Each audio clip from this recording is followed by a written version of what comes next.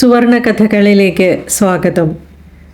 കഥ മഴ നനഞ്ഞ ഭൂപടത്തിൻ്റെ അതിരുകൾ. എഴുതിയത് യാസർ അറഫാത്ത്. നഗരത്തിലെ പ്രധാന നിരത്തുകളെല്ലാം ആ 2 മണിക്കൂറിൽ ഒരു ഹർത്താൽ ദിനത്തിൻ്റെ പ്രതീതിയുണർത്തും വിധം ശൂന്യമാക്കപ്പെടുമെന്നത് അപ്രതീക്ഷിതമായിരുന്നില്ല.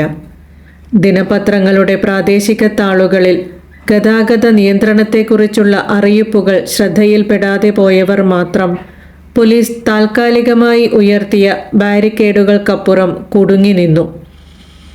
എഞ്ചിൻ നിശ്ചലമാക്കി അവർ വാഹനങ്ങളിൽ നിന്ന് പുറത്തിറങ്ങി. കാത്തിരിപ്പിൻ്റെ ദുർഘടമായ ദൈർഘ്യത്തെ പഴിച്ചു.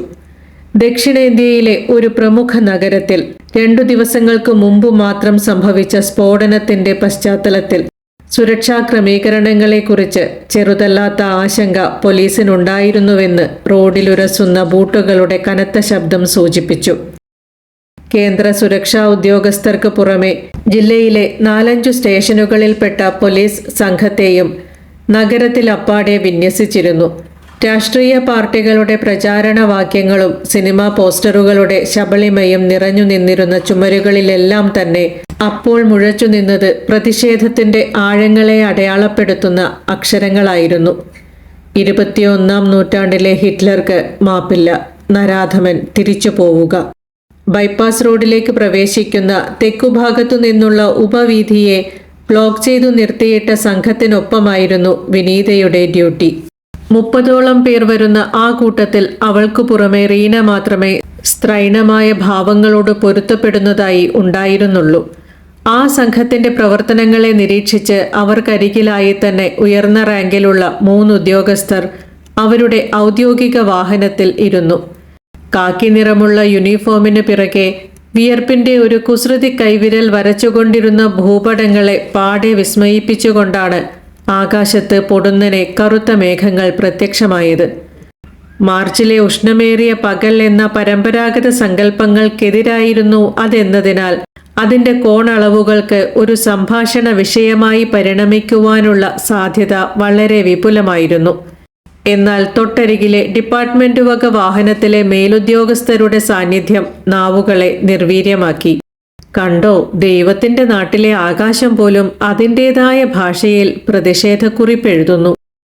റീനയുടെ മേൽചുണ്ടിന് മീതെ പറ്റിപ്പിടിച്ചു കിടന്ന നേർത്ത വെള്ളിമണികൾ ആത്മരോഷത്തോടെ മുറുമുറുക്കുന്നത് വിനീതയ്ക്ക് മാത്രമേ കേൾക്കുവാൻ കഴിയുമായിരുന്നുള്ളൂ.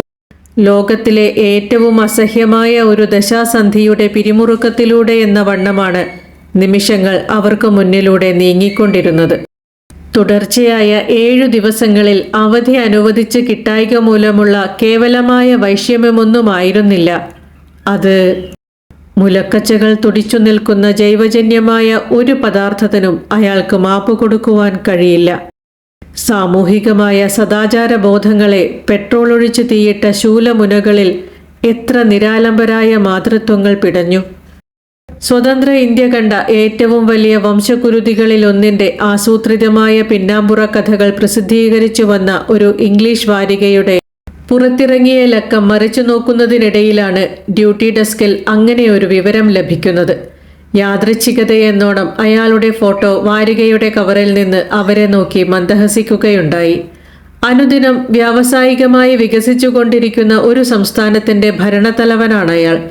സന്ദർശനം കഴിഞ്ഞ് തിരിച്ചു പോകുന്നതുവരെ ഒരു പോറൽ പോലും ഏൽക്കുവാൻ പാടില്ല. എമർജൻസി സൈറൻ മുഴക്കി അപ്പോൾ ഒരു വാഹനം ബൈപ്പാസ് റോഡിലൂടെ കടന്നു പോകുന്നത് വിനീത കണ്ടു. വലതുകൈ നെറ്റിയിലേക്ക് വച്ച് പോലീസുകാർ അതിനു നേരെ സല്യൂട്ട് അടിച്ചു. റോഡിലെ തടസ്സങ്ങളെ സംബന്ധിച്ചുള്ള അവസാനഘട്ട പരിശോധനയായിരിക്കണം. ഒരു സ്ത്രീയെ സംബന്ധിച്ചിടത്തോളം ഇതിൽ പരം ഒരു ദൗർഭാഗ്യം എന്തുണ്ട്?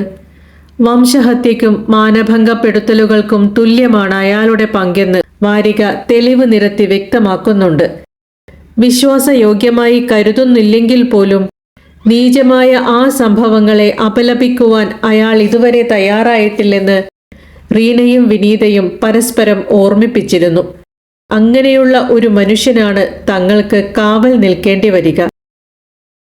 പോലീസ് നിർദ്ദേശാനുസരണം നേരത്തെ തന്നെ ബൈപ്പാസ് ജംഗ്ഷനിലെ കടകളെല്ലാം അടച്ചിരുന്നു. വഴിവക്കിൽ ആൾത്തിരക്കൊഴിവാക്കുവാനുള്ള ഒരാശയമായിരുന്നു അത്. അതിനാൽ റോഡിന്റെ വശങ്ങളിലൂടെയുള്ള കാൽനട സഞ്ചാരം പോലും സൂക്ഷ്മ നിരീക്ഷണത്തിന് വിധേയമായിരുന്നു.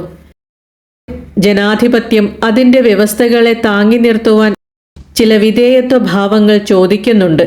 രൂപകങ്ങൾ എത്ര തന്നെ പുഴുക്കുത്തു നിറഞ്ഞതാണെങ്കിലും അതിനെ അവഗണിക്കുക മാത്രമേ നിർവാഹമുള്ളൂ എന്നാണ് ജനാധിപത്യത്തിന്റെ ആധുനികമായ പാഠപുസ്തകങ്ങൾ സൂചിപ്പിക്കുന്നത്. അവധിയിൽ പോവുക എന്ന അവസാനത്തെ പോംവഴിയും അവശ്യ സേവന നിബന്ധനയിൽപ്പെട്ട് അടഞ്ഞു പോവുകയായിരുന്നു അവർക്ക് മുന്നിൽ. കറുത്ത കൊടിയുടെ നിറമുള്ള മഴ ആകാശത്ത് നിന്നും പൊക്കിൽ കൊടി മുറിച്ച് താഴേക്ക് കമിഴ്ന്നു. കുട കരുതേണ്ടതിൽ നിന്ന് തങ്ങളെ കബളിപ്പിച്ച കാലാവസ്ഥയുടെ തകിടം മറച്ചിലിനെ അവർ ശപിച്ചു. മഴയേൽക്കാതിരിക്കുവാനായി കാക്കിപ്പടയിൽ നിന്ന് ചിലർ ചിതറിത്തെറിച്ചുവെങ്കിലും മേലധികാരികളുടെ വാഹനം മുഴക്കിയ ഹോൺ അവരെ പിറകോട്ടടിപ്പിച്ചു.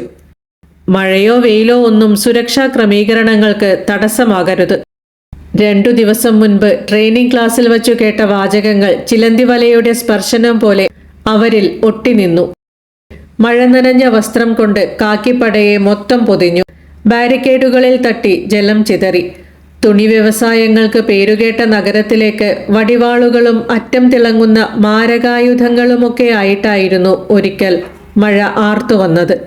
ഒരു വിഭാഗത്തിൽപ്പെട്ടവരുടെ വീടുകളും കടകളും മാത്രം തിരഞ്ഞുപിടിച്ച് അത് തീയിട്ടു. ആയിരങ്ങളെ ചുട്ടുകൊന്നു. ഭ്രൂണങ്ങളെ പോലും വെറുതെ വിട്ടില്ല. ആർഷ സംസ്കൃതിയുടെ കൃത്രിമ വർണ്ണങ്ങൾ വാരിച്ചുറ്റിയ ആ മഴയെക്കുറിച്ചുള്ള ഓർമ്മ വിനീതയെ വീണ്ടും നടുക്കി. പൊടുന്നനെ 3 മാസം വളർന്നു കഴിഞ്ഞ ഭ്രൂണത്തിന്റെ ഭാരമത്രയും വിനീതയുടെ ഗർഭപാത്രത്തിൽ ഇളകി. പിറന്നു വീഴുവാനുള്ള ഒരു ലോകത്തെക്കുറിച്ചുള്ള സങ്കല്പങ്ങളുമായുള്ള വിനിമയമാണതെന്ന് അവൾക്ക് തോന്നി. ശരീരമപ്പാടെ പടർന്നു പിടിച്ച മഴയുടെ തണുപ്പ് ഒരു ഇരുണ്ട പ്രപഞ്ചത്തിന്റെ ചരിത്രവും വർത്തമാനവും പൊക്കിൽ കൊടി വഴി അതിനും പറഞ്ഞു കൊടുക്കുന്നുണ്ടാവണം. മഴയുടെ തിരശീലയ്ക്കപ്പുറം റീനയുടെ മുഖം വ്യക്തമാകുന്നുണ്ടായിരുന്നില്ല. പരിചിതമായ മുഖങ്ങളിൽ നിന്ന് അപരിചിതത്വത്തിന്റെ ആഴങ്ങളിലേക്ക് കൂട്ടിക്കൊണ്ടുപോകുന്ന ഐന്ദ്രജാലികമായ ഒരുതരം വശ്യത അപ്പോൾ മഴയ്ക്കുണ്ടായിരുന്നുവെന്ന് വിനീതയ്ക്ക് തോന്നി. പതിയെ കറുത്ത നിറം അതിൽ നിന്ന് അടർന്നു മാറി. ചോരപുരണ്ട നാവും പല്ലുകളും പുറത്തേക്കിട്ട് മഴ ചിരിച്ചു തുടങ്ങി. വെള്ളി വെളുപ്പു പടർന്ന അഗ്രങ്ങളുമായി അനേകം ശൂലങ്ങൾ വിനീതയുടെ നേർക്ക് കുതിച്ചു വന്നു. മഴയുടെ ബലമേറിയ കരങ്ങൾ പിടിച്ചു നിർത്തിയതിനാൽ അവൾക്ക് അനങ്ങുവാൻ കഴിഞ്ഞില്ല. അല്പസമയത്തിനുള്ളിൽ അവയെല്ലാം കൂടിച്ചേർന്ന് തൻ്റെ ഗർഭപാത്രം കുത്തിപ്പിളരുമെന്ന് അവൾക്കുറപ്പായി. ചോരയൊലിക്കുന്ന ഗർഭപാത്രത്തിൻ്റെ ആവരണങ്ങളിൽ നിന്ന് അവർ ആ മാംസപിണ്ഡത്തെ അടർത്തിയെടുക്കും. പെട്രോളിൻ്റെ തീക്ഷ്ണഗന്ധമായിരിക്കും അതിന് ഈ ലോകത്തുനിന്ന് കിട്ടാൻ പോകുന്ന ആദ്യത്തെ രുചി. സന്ദർശനം പ്രതികൂല കാലാവസ്ഥ മൂലം നാളത്തേക്ക് മാറ്റിയിരിക്കുന്നതായി മെസ്സേജ് എത്തിയിട്ടുണ്ട്. ചുമലിൽ തട്ടി റീന വിളിക്കുമ്പോൾ മണ്ണിലേക്കുള്ള മഴയുടെ പ്രവാഹം പാടെ മുറിഞ്ഞു പോയിരുന്നു. എന്നാൽ അതിൻ്റെ സ്പഷ്ടമായ അടയാളങ്ങളെല്ലാം അലോസരമായി അവരുടെ വസ്ത്രങ്ങളിൽ തങ്ങി നിന്നു.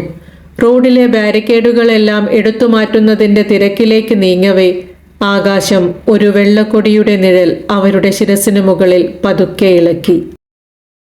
മറ്റൊരു കഥയുമായി വീണ്ടും കാണാം. പ്രതീക്ഷയോടെ. നന്ദി.